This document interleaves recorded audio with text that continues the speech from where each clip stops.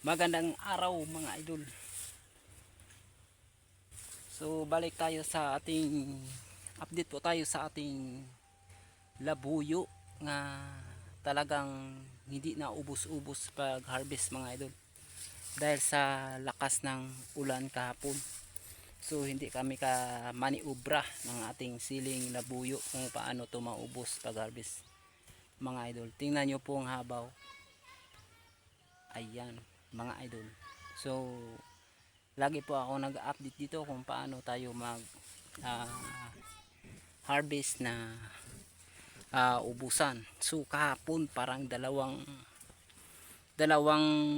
tudling lang o dalawang linya lang nakuha namin mga idol, kasi ang lakas ng ulan. Kasi kapag ulan mga idol ay bawal talaga ang labuyo nga mababasa, o kailangan tayo may area tayo nga ventilation, hindi talaga ma-stuck sa mga mababasa nga mga bagay mga idol. Kaya nakapag kunti lang ang ating harvest, 50 kilos lang mga idol, kasi ang ating nakukuha ganyan lang kasi ang lamig ng panahon, kasi at wala tayong malagyan na air condition or matutuyo siya agad mga idol. So makita po natin ang ating sili nga parang walang bawas mga idol.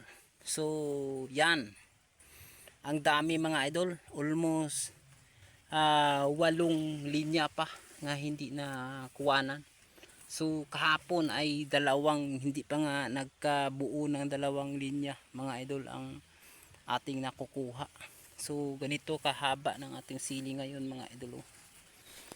Labuyo nating sili. So dami mga idol. So sinik yun lahat sa bunga, hinog. Dito nakita natin na karamihan or volume na po ang ating sili yung mga idol. Tingnan nyo po ang haba ng mga sili natin. Lampas pa nga sa akin yan mga idol. Yun. So makita po natin ha. Yun. So saan ang sili dyan? Dito sa taas pa ang sili doon. So ang hahaba na mga bunga ang mga puno niyan. Saka makita naman natin yung bunga nasa taas na dulo.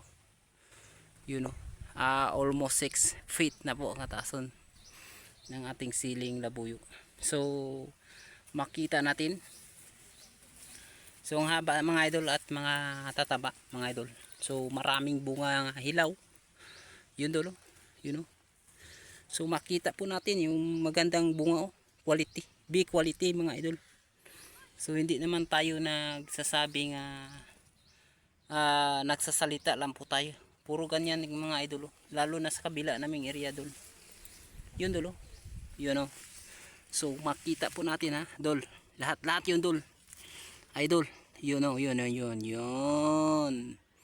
Yung ganyang sistema mga sili namin silalim mga idol, marami pang bunga tayo dol. Yun kahit kabilaan dol. Makita natin dol. Yan dol. Yun. Yan. So shout out dyan, lalo na sa mga farmer dyan na labuyo. How are you? Magkanong kilo dyan? So sa amin ay bagsak na talaga idol. Ngayon almost 100 per kilo dito sa farm gate namin mga idol. Yung siling labuyo dito ay okay lang mga idol. Basta ubusan lang. Huwag tayong mag-alala. Basta ubusan lang kahit 100 per kilo, pero ubusan mga idol. Hindi tayo matalo tayong farmer. Basta ubusan. Huwag tayong limit ng magkaanong ilang kilo ang makuha, kundi ubusan talaga mga idol. So ayan mga idol, ang dami pang hinog mga idol. Nasa 6 pa po ito katudling or linya ang natira. Yun makita naman natin mga idol. Hindi kayo sa sinasabi-sabi lang mga idol silalim ayan mga idol. Yun makita sa top hindi ko naman maabot yun dol pero pakita ko sa inyo ang top na yan yun. So nakita natin nga grabe ang blessing ng Panginoon sa atin kapag tayo ay manghingi sa Kanya.